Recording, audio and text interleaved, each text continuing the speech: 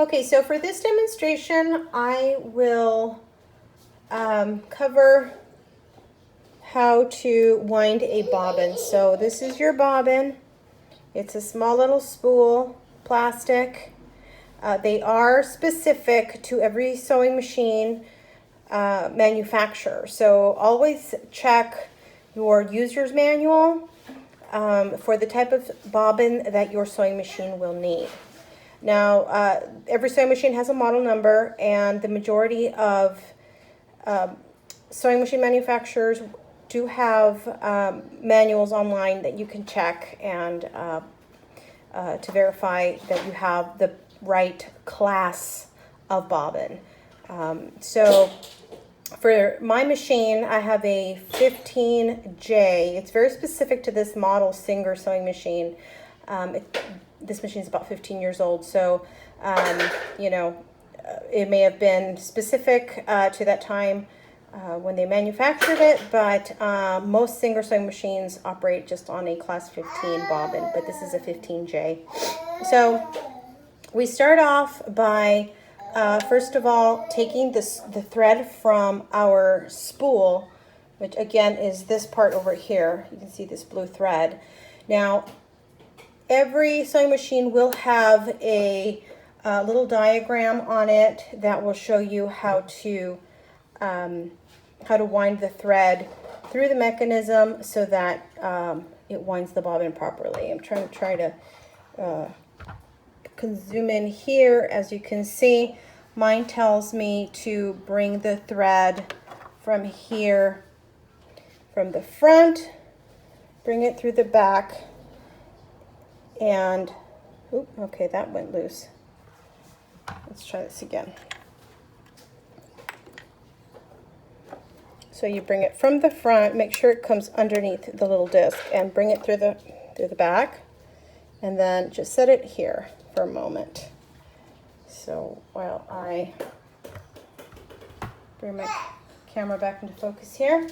So now I'm going to come around and take the tail end of my thread, now that it's been through this mechanism, and I'm going to put it through from the inside one of the little holes on the bobbin. Hopefully you can see this, but it's going to go from the inside to the outside, and I'm going to pull the thread so that we are like this. Now, hopefully you can see this, but there's a little notch on each bobbin that will coincide with a small little metal notch on the little bobbin spool, if you will. Now, once you have your bobbin on the metal portion here, you're going to want to bring it back like this, and that's going to keep the needle from moving, but it will make the machine run and wind. So I'm going to step on the presser foot very, very lightly, and you're going to see it to start winding. Now, once you have a few winds like that, you're going to want to take some scissors, and you're just going to want to cut it like this, just to remove the excess. Now, depending on your sewing machine and the age and just how well maintained it is, you will run into this problem or not.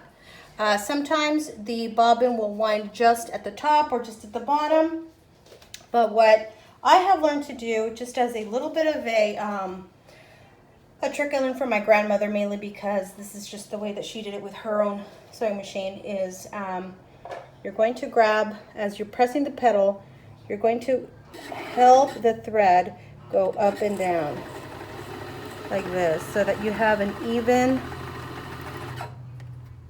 winding of the thread.